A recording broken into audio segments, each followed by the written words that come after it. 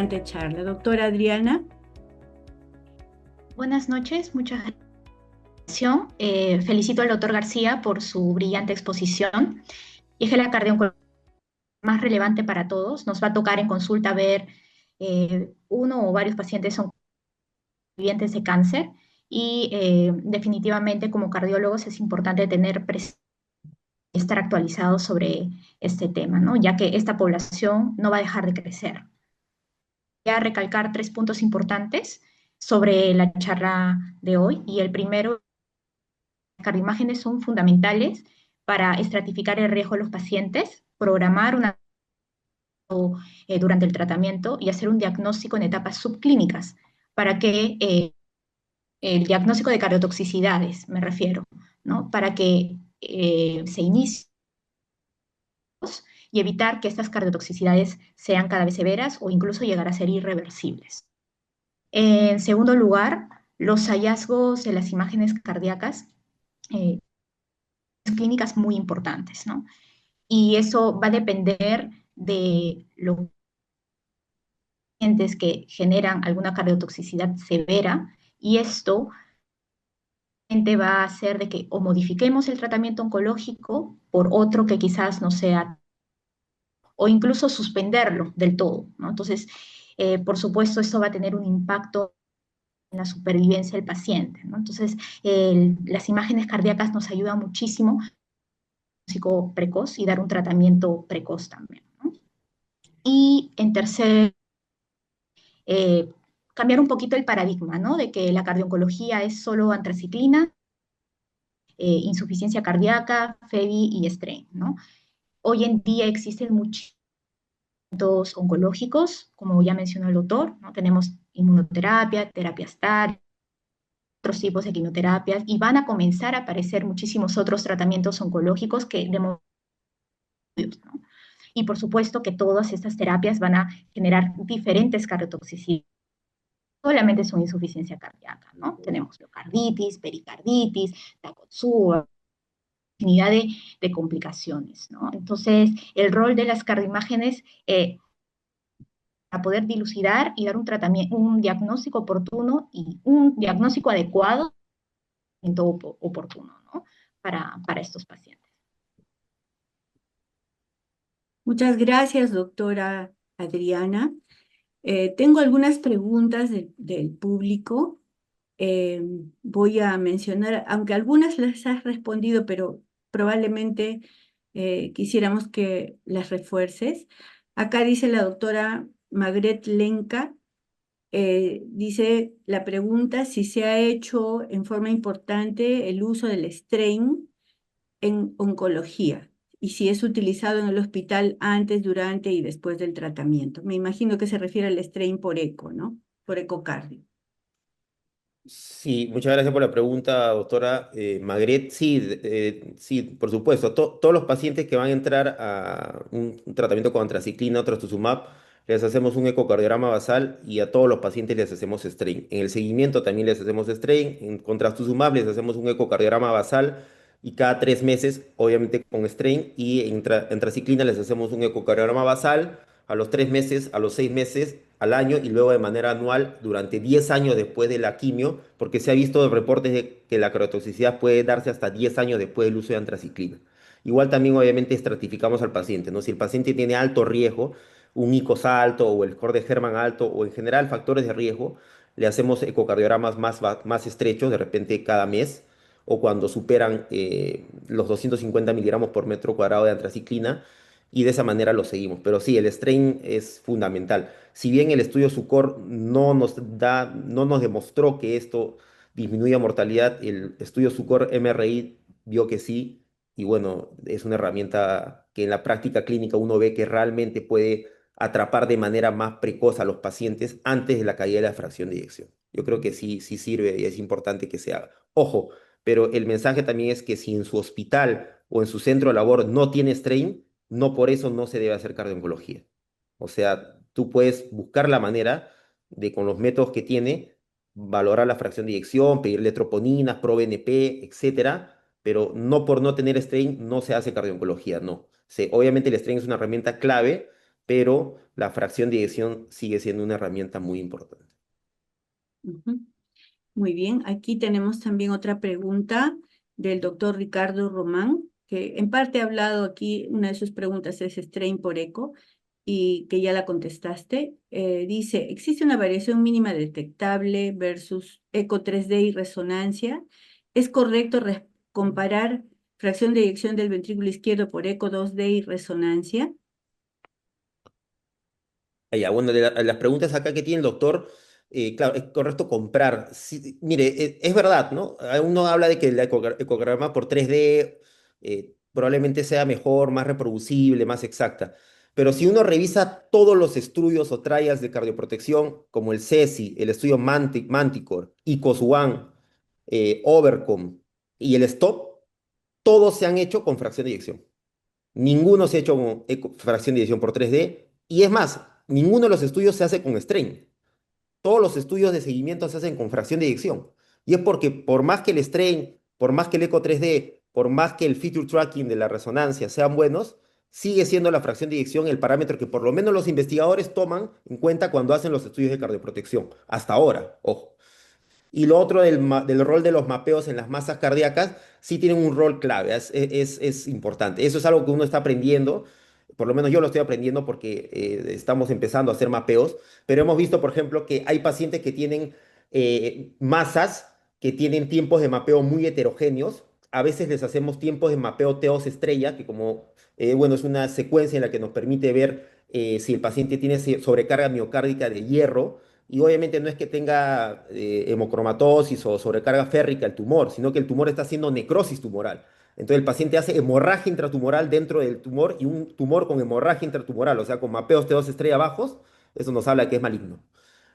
Por ejemplo, los tiempos de mapeo muy elevados en los tumores de masa de aurícula izquierda casi siempre son mixomas, porque son generalmente tumores que tienen alta cantidad de líquido, ¿no? Alta cantidad de agua. Entonces, unos mapeos T1, T2 muy elevados. Entonces, sí es un rol de los mapeos muy importante para las masas cardíacas. Obviamente habrá que ir aprendiendo a utilizarlo. Bueno, ya contestaste la pregunta del mapeo para el doctor Román. Aquí la doctora Zoeli Garayar pregunta si en el INEM tienen un protocolo para los controles de ecocardiograma en todos los pacientes con quimioterapia o esperan algún signo para el control ecocardiográfico.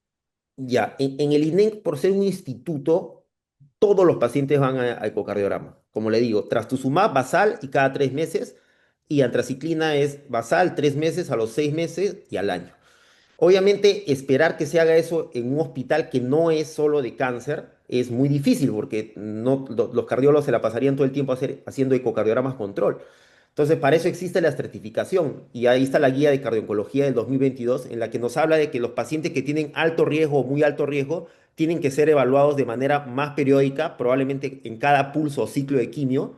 Y en cambio, los pacientes que tienen un riesgo, un ICOS bajo, que son pacientes que no tienen factores de riesgo, probablemente con un eco basal y un eco al finalizar la quimio a los 6 meses sea suficiente. Uno tiene que hacer personalizar al paciente, sobre todo en un hospital en el que aparte llegan infartos, tenemos un hospital en el que no solo es cáncer, ¿no? En el instituto es solo paciente oncológico, por lo que la perspectiva es diferente y sobre todo porque hemos visto, como mostré este caso, que no hay dosis segura de antraciclina. Hay pacientes que con 50, 100 miligramos hacen cardiotoxicidad y por eso lo seguimos de esa manera tan estrecha. Me parece muy importante mencionar el comentario aquí del doctor Armendaris. Dice, es importante evaluar la función auricular como marcador precoz de toxicidad, porque en quimioterapia, en cada institución tenemos soft de strain de aurícula izquierda. No sé si alguno de ustedes dos, la doctora Viñas o tú, Mauricio, quieren añadir algún comentario al respecto. Bueno, sí, este comentario es importante del doctor Armendáriz. No lo hacemos de rutina el strain de aurícula izquierda, pero sí hay trabajos que hablan de la importancia en cardiotoxicidad. Hay un estudio de la doctora Nilde Espínola de México que está llevando a cabo ahorita sobre el strain de aurícula izquierda en los pacientes con cáncer de mama y antraciclina. Recordemos pues que la aurícula tiene tres funciones, ¿no? Reservorio, conducto y bomba, ¿no? Y aparentemente el alargamiento de los tiempos en estas funciones es un marcador precoz de cardiotoxicidad según los primeros resultados de la doctora Espínola, que es un estudio que lo está llevando a largo plazo. Quería también responder a la pregunta y bueno, agradecer la presencia del doctor Moisés Moisés Jiménez. Jiménez, justo eh, iba para eso. Mauricio, déjame agradecerle al doctor Moisés Jiménez que se encuentra aquí como parte de nuestro público. Gracias, doctor. Él dice, gran charla, felicidades. Mi pregunta es, ¿con qué frecuencia utilizan el protocolo de estrés por hiperventilación en tomografía de estrés o en resonancia? Nosotros no hacemos todavía perfusión por resonancia de estrés. Hemos adquirido ya la bomba, pero estamos armando ese protocolo. Lo que sí hacemos es perfusión por tomografía, con estrés con adenosina. En los pacientes que no tienen vía, como comenté, es muy difícil encontrarle vía a estos pacientes. Le hacemos este protocolo de hiperventilación apnea. Lo hemos hecho en 3 pacientes hasta ahora. El que salió positivo es el que mostré. Los otros salieron negativos, o sea, no tenían isquemia. Y básicamente es hacerle por 60 segundos al paciente una respiración, hiperventilación de 30 respiraciones por minuto y luego hacemos 15 segundos de apnea y ahí es donde disparamos la perfusión. Se supone que en esos 15 minutos de apnea el cambio brusco del dióxido de carbono genera un efecto vasodilatador que Matthias Friedrich demostró en los estudios de perfusión por resonancia, pero que estamos tratando de extrapolar esa a perfusión por tomografía. Muy bien, Mauricio. También hay una pregunta que también creo que ya la has dicho, que es, ¿se debería dar cardioprotección antes de iniciar la quimioterapia en pacientes con mayor riesgo de compromiso del ventrículo izquierdo? Esa es una pregunta muy, muy, muy buena Aarón Ramírez. y del doctor Ramírez. Existe un concepto que se llama cardiotoxicidad permisiva. ¿Qué cosa es esto? Es un paciente que llega a la consulta y va a recibir antraciclina y le hacemos un eco basal y tiene 45% de fracción de eyección. De repente por cardiopatía isquémica, eso lo vamos a investigar. Este paciente le debemos suspender la quimio, le debemos dejar de dar la quimio. No, porque si tú le dejas de dar la quimio a un paciente, se muere. O sea, si uno deja de darle quimio, trastuzumab, antraciclina, le suspende, el paciente se muere. Entonces, la decisión de la cardiotoxicidad permisiva es darle todas las herramientas de cardioprotección que tenemos para llevarlo al máximo al paciente junto con el oncólogo y que le dé la terapia que requiere. Si este paciente tiene de base una fracción de eyección levemente reducida, primero lo vamos a estudiar, buscar por qué es cardiopatía isquémica, etcétera, y le vamos a dar cardioprotección y no le vamos a negar la quimioterapia. Otro es el concepto de la cardioprotección en prevención primaria, que es ya, el paciente que viene, por ejemplo, hipertenso, diabético, fumador, obeso, tiene todos los factores de riesgo. Tiene una fracción de eyección en 58 y va a iniciar antraciclina. Ya, este paciente es prevención primaria. Su strain está bien, su fracción de eyección está bien. Y yo digo, claro, le doy YECA, estatinas, inhibidores SGLT2. Hay un montón de estudios en prevención primaria. Estos estudios, si bien no han estado bien hechos, la mayoría no han demostrado que la prevención primaria, la cardioprotección en prevención primaria, sea buena. ¿Por qué? Porque se han hecho generalmente en pacientes de bajo riesgo o en pacientes con cáncer de mama. Y en mama la dosis que se usa de antraciclina no supera los 240 miligramos por metro cuadrado. En cambio, los estudios de cardioprotección en prevención primaria en pacientes con neoplasia hematológica, que son, por ejemplo, pacientes con linfoma, que reciben las secuencias R-CHOP que superan los 360 miligramos por metro cuadrado de antraciclina, sí se ha visto, sí se ha demostrado disminución de la cardiotoxicidad con cardioprotección en prevención primaria.